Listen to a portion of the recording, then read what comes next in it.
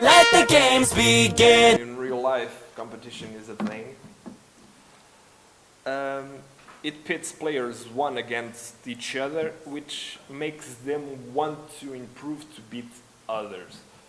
I personally think that competition is a bit too much right now. We live too much in competition. That competition has a problem associated with that people cheat because of competition. Tend to cheat, right? I want to be better than the other. The other is better than I am, so how can I beat him? I cheat, right? Next, cooperation. Kind of the opposite. Kind of the opposite. We tend to work with other people to achieve a goal. This is very good because, in a way, it makes the good parts and the bad parts of each player to connect. And this could present very interesting results. There's a situation. Some people don't like to cooperate. Some people think that playing with others will just make them go slower. But these are highly competitive individuals, and they usually prefer to play alone. Incentives. These assume some different aspects, like rewards. You receive rewards after you achieve something, at the end of a level, at the end of a mission.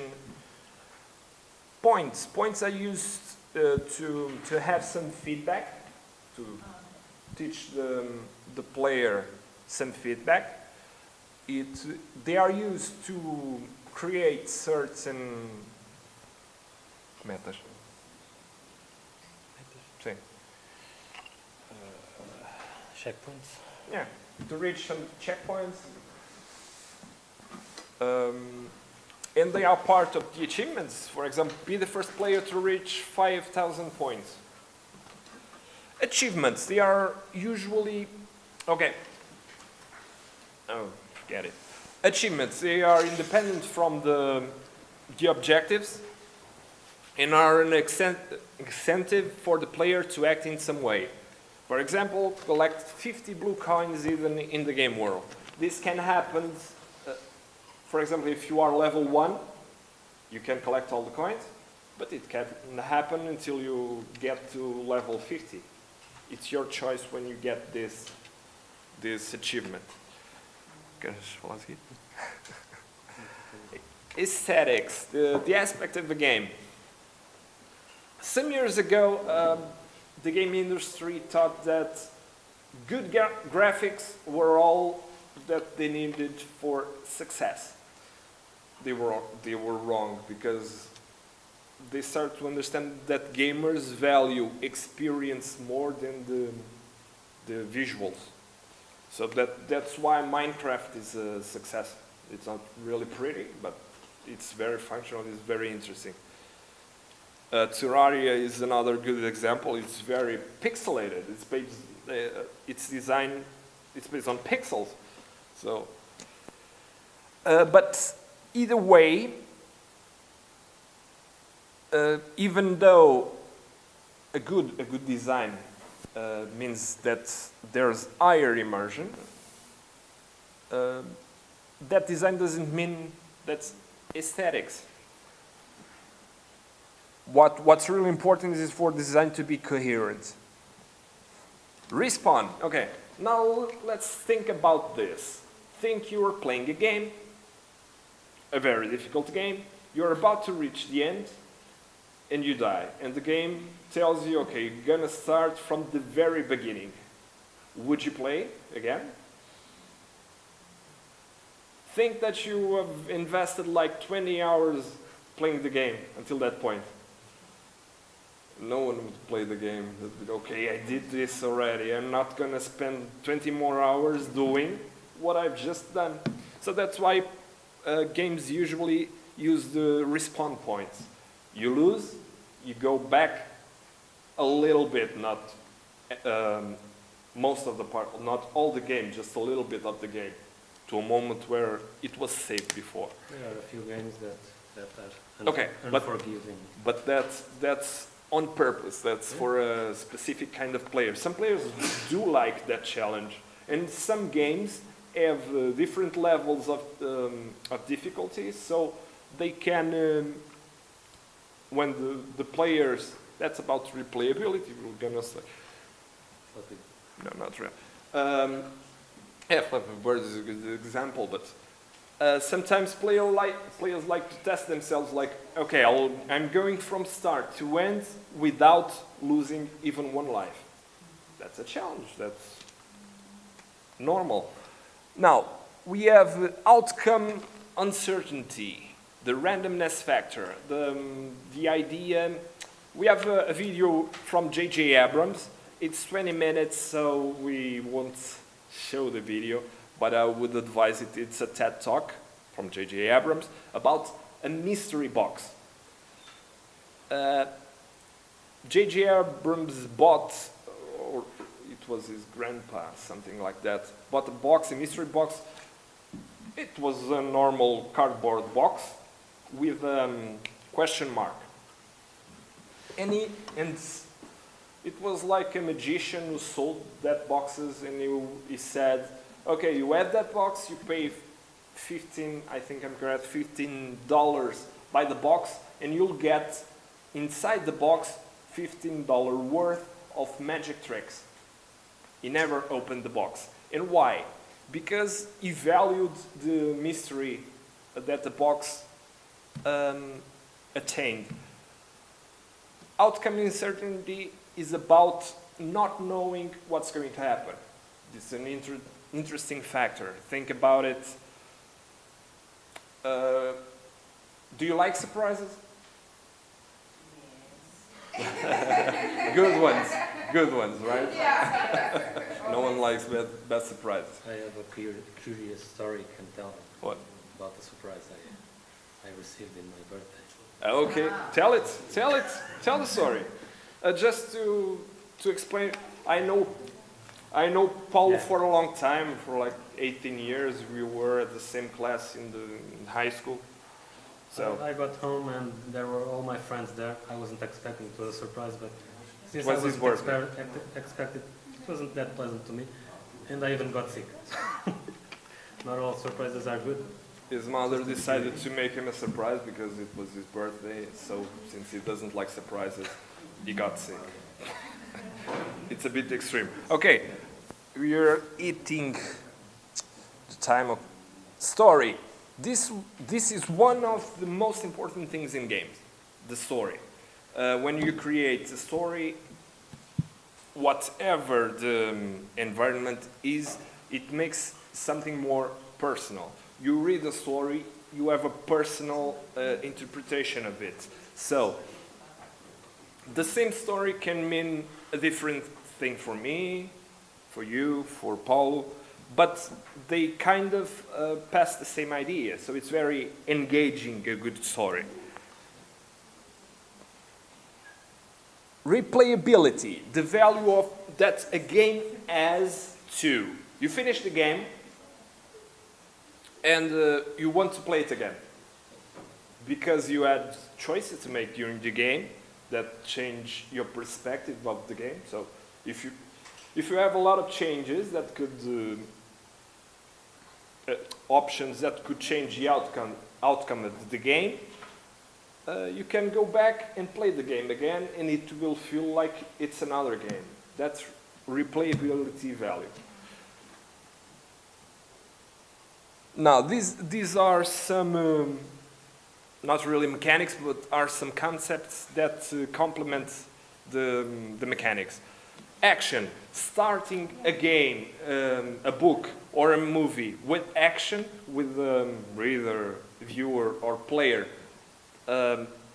starts in an action situation where everything is already happening.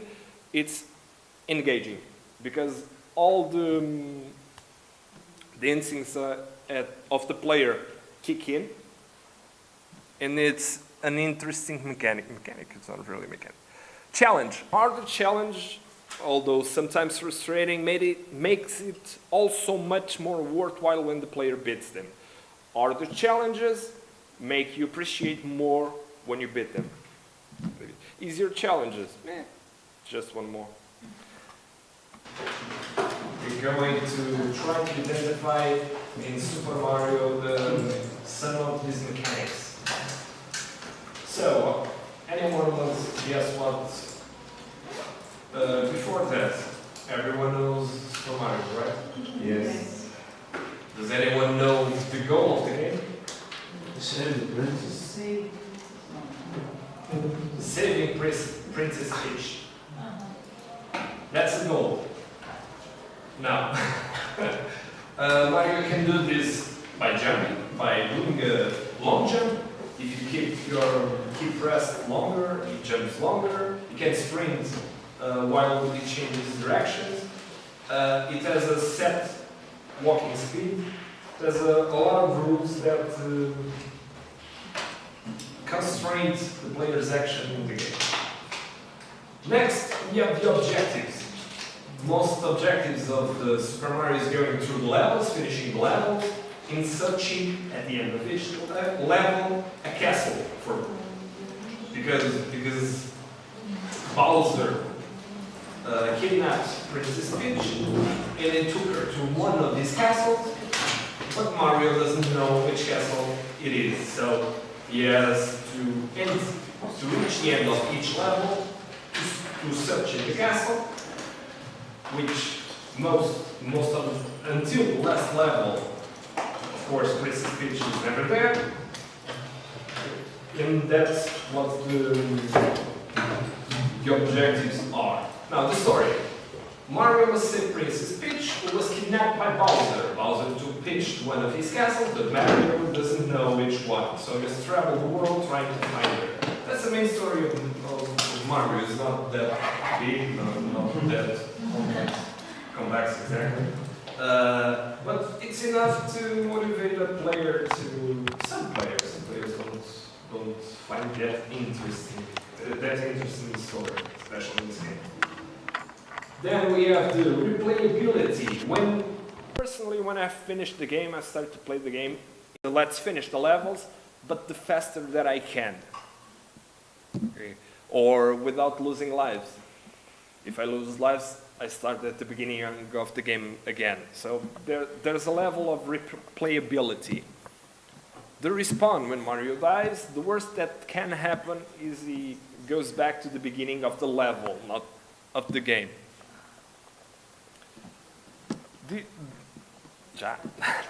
No. Can you think about, if you know the game, can you think about other mechanics? There are some others. No? Well, there's one rule. If you notice it when you play, you can only go right. If you want to go back, you can't. The game won't let you go back.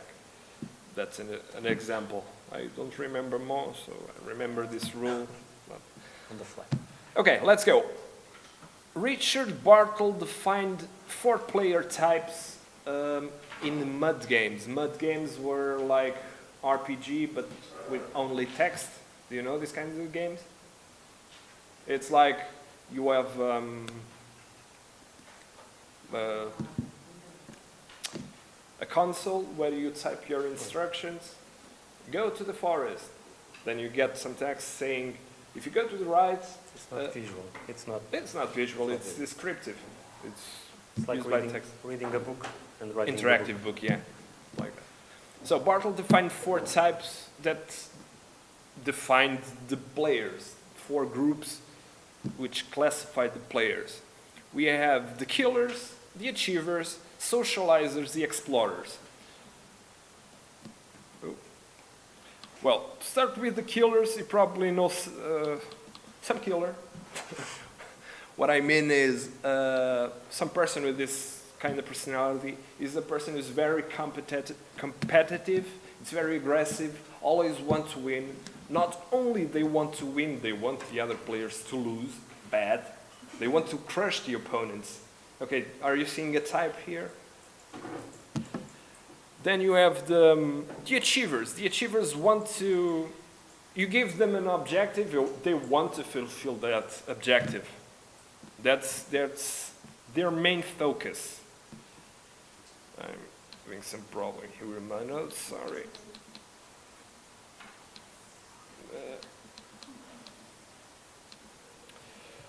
They are leaderboard fighters because they want to be at the top of the leaderboard. They want to get all statistics right. They want to fulfill every objective. They are objective seekers.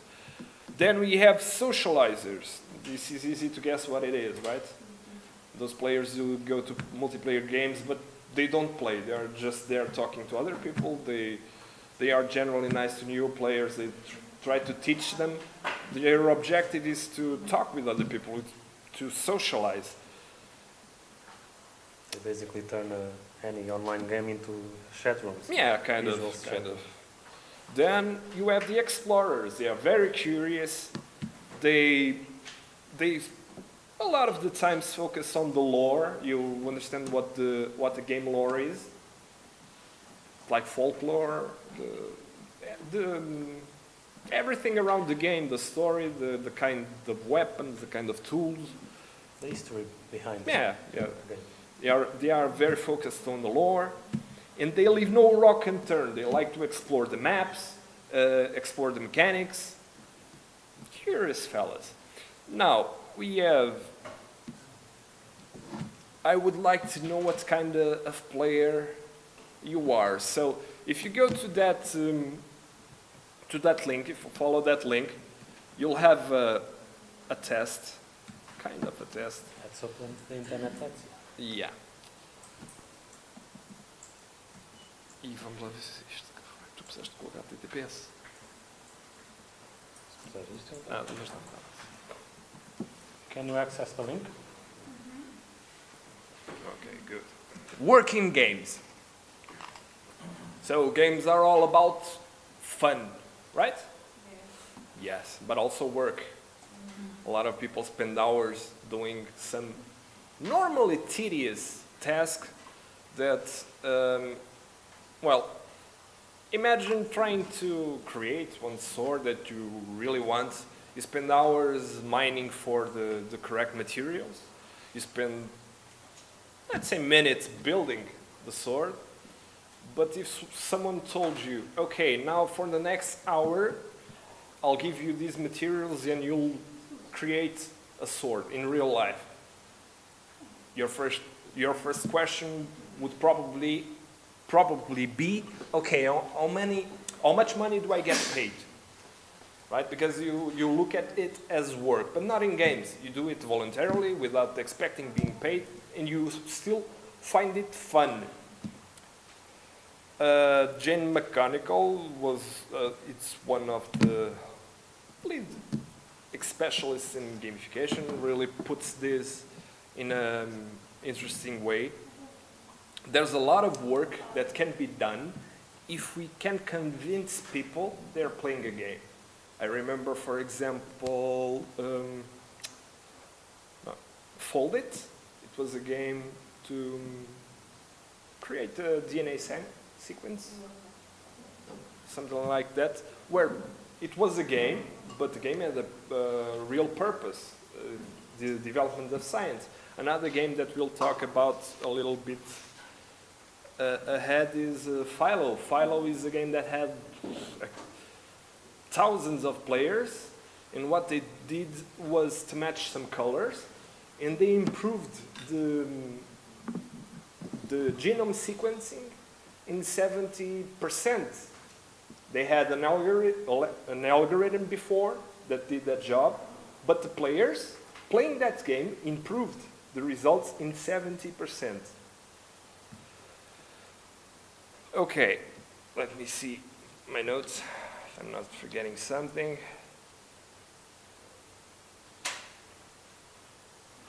Okay, we have a quote, yeah, from John Summers. Why is that I have no problem playing a video game for hours at a time, which arguably may involve quite a bit of mental strain, but I can seem to get myself to type out the words to a blog post. It's exactly my point. Another thing, okay, I've built an example. Imagine yourself in a survival game. We're talking about a game. Just fresh in. You have nothing on you except maybe some underwear. This is not some games you start without even the underwear. Rust. I don't know if you know the game. You start completely naked. Then you start thinking about what do you need to build to survive, and decide to build a wood shack. Okay, cabin.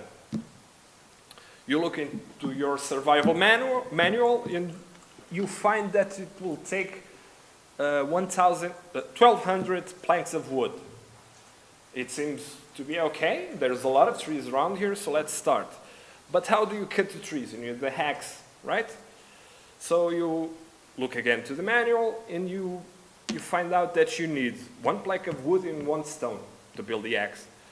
And then some more, not a plank of wood, a stick, sorry.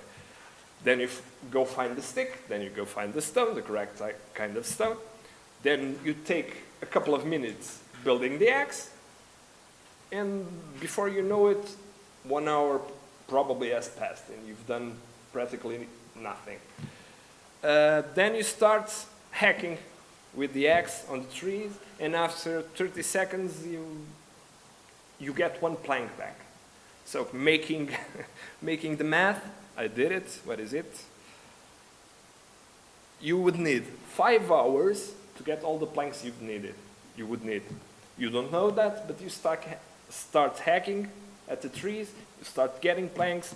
You start seeing the number of planks increasing, but you don't notice the time going by.